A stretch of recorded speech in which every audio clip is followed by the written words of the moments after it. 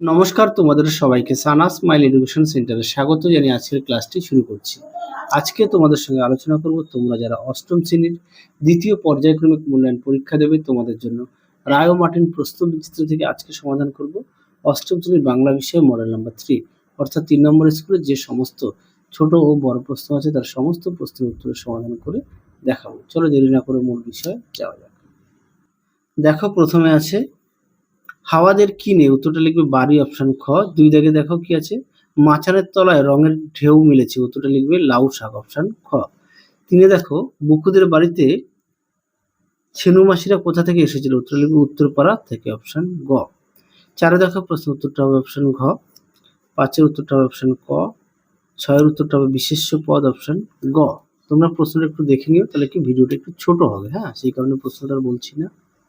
পরবর্তী দেখো সাত দাগের প্রশ্ন উত্তরটা হবে অপশন ক তিনটি। আটের উত্তরটা হবে অপশন খ আবেগসূচক বাক্য। নয় দেখো উত্তরটা হবে ঘ ধাতু। দশে দেখো উত্তরটা লিখবে অপশন খ বলতে বলতেই। 11 দাগে দেখো উত্তরটা হবে অপশন ঘ ক্রিয়া। 12 দাগে দেখো উত্তরটা হবে বিশেষণের বিশেষণ অপশন গ। পরবর্তী প্রশ্ন দেখো দুই দাগের নাটোরের মহারাজার নাম কি, উত্তরটা লিখবে জগনীন্দ্রনাথ। দুই দেখো গ্রামের একমাত্র ভরসা কি ছিল, উত্তরটা লিখবে 100 বিঘার মাঠ। তিনি দেখো বৃক্ষ শিশু নিরাপদে নিদ্রা যায় কোথায়, উত্তরটা লিখবে কঠিন ঢাকনাযুক্ত বীজের মধ্যে। চারে দেখো বুকু কোন স্কুলে ভর্তি হয়েছিল। এই প্রশ্নের উত্তরটা তোমাদের দেখলাম অনেক মডেল সেটে দেওয়া আছে, তোমরা এই প্রশ্নটা একটু ভালো করে পড়ো। হ্যাঁ,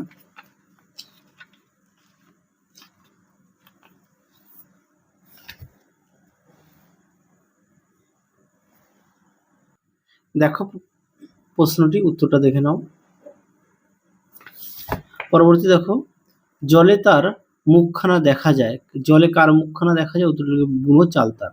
তারপরে দেখো মাচানের পরে কি আছে, উত্তরটা দেখো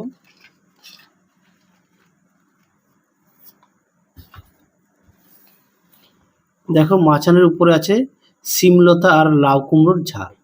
আশা করি দেখে নিয়েছো। পরবর্তী দেখো ছিন্ন ছাড়া কবিতার কবির নাম কি, উত্তরটা লিখবে অচিন্ত কুমার সেনগুপ্ত। পরবর্তী প্রশ্ন দেখো কি আছে, দাঁড়াও কবিতাটির কবি কার পাশে দাঁড়াতে বলেছেন, উত্তরটা লিখবে অসহায় নিঃসঙ্গ মানুষদের। 2 নয় দেখো নিঃশ্বাস কেমন করে বয়ে গেছে, উত্তর লিখবে উত্তল ও অস্থির ভাবে। 10 দেখো হরিহর কোন শিষ্যের বাড়ি গিয়েছিল, উত্তরটা লিখবে লক্ষণ মহাজনের। 11 দাগে দেখো কে অপুর চোখে ধুলো ছুঁড়েছিল, উত্তরটা লিখবে সতু। 12 দাগে দেখো উত্তরটা হবে টুনি। 13 দাগে দেখো উত্তরটা হবে পাঁচখানা। পরবর্তী প্রশ্ন দেখো কি আছে 3 দাগের। 3-এর 1 দাগের প্রশ্নটা দেখো, তোমাদের উত্তরটা আমি দেখাই। প্রশ্নটা একটু পড়ে নিও, হ্যাঁ আমি প্রশ্নটা পড়ছি না। দেখো উত্তরটি,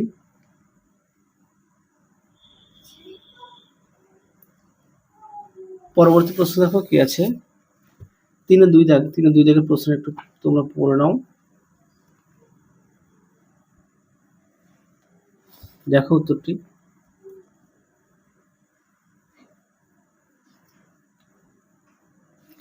পরবর্তী দেখো 3-এর 3 দাগের প্রশ্নটা দেখো।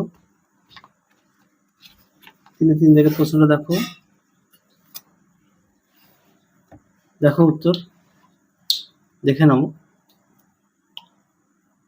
পরবর্তী প্রশ্ন দেখো 4-এর 1 দাগ। 4-এর 1 দাগের প্রশ্নটা দেখো, যার প্রশ্নের মানটাও দেখো এখানে লিখে দেওয়া আছে।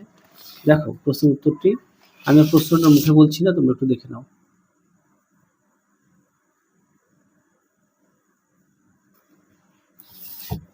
পরবর্তী দেখো 4-এর 2 দাগ প্রশ্নটা দেখো, তোমাদের উত্তরটা দেখাই।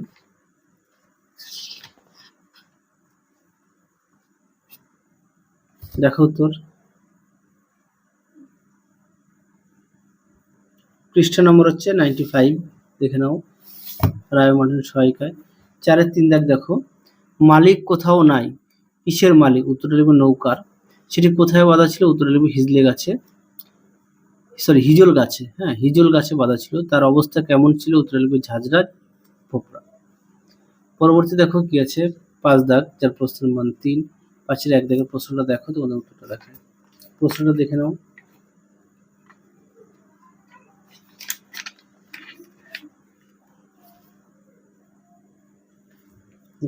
দেখো প্রশ্ন উত্তরটি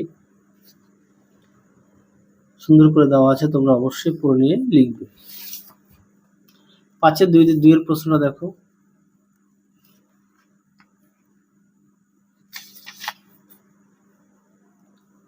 1968 নরোত্তম দাস বাবাজি সঙ্গে দেখো প্রশ্ন উত্তরটি দেখে নাও। পরবর্তী দেখো কি আছে 5-3 প্রশ্নটা কি ছিল, চড়ুই ভাজিতে কে রান্না করেছিল এবং কি কি রান্না হয়েছিল। দেখো প্রশ্ন উত্তর, দেখো চড়ুই ভাজিতে কে রান্না করেছিল আর কি কি রান্না হয়েছিল। দেখো ভাত, বেগুন ভাজা, মেটে আলু পোড়া। পরটা দেখো চড়ুই ভাজির মাঝামাঝি সময়ে কে এসেছিল, উত্তরটা লিখবে বিনি। আচ্ছা পরবর্তী দেখো এখানে কি বলেছে, 4টি ভিন্ন অর্থে বাক্য রচনা করো। এটা তোমাদের ভাষা চর্চা বই থেকে পেয়ে যাবে, আর দেখালাম না। পরেরটা দেখো পত্র রচনা তোমরা পেয়ে যাবে এই ভিডিওতে ডেসক্রিপশন বক্সে লিংক দেওয়া আছে, সেখান থেকে তোমরা পেয়ে যাবে। তাহলে চলো আজকের মতো এখানে সমাপ্ত করছি, আবার দেখা হবে খুব শীঘ্রই তোমাদের পরবর্তী ভিডিওতে। তোমরা সবাই সুস্থ থেকো, ভালো থেকো, আজকের মতো টাটা।